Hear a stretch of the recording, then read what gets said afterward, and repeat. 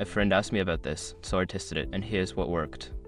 Transferring funds from PayPal to Affirm can be a bit tricky, but I've broken it down into simple steps for you. Step 1. Log into PayPal. Start by signing into your PayPal account using your credentials.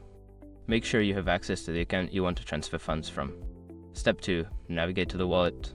Once logged in, click on the wallet option at the top of the page. This is where you can manage your linked accounts and funds. Step 3. Select Transfer Funds. In the Wallet section, look for the Transfer Funds option.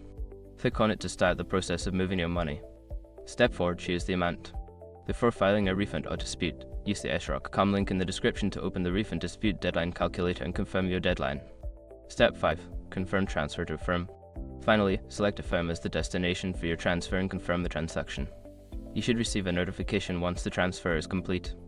Keep in mind that transfers can take a few days to process, so don't worry if it doesn't appear immediately. If you encounter any issues, checking your transaction history can help clarify any delays. Happy transferring!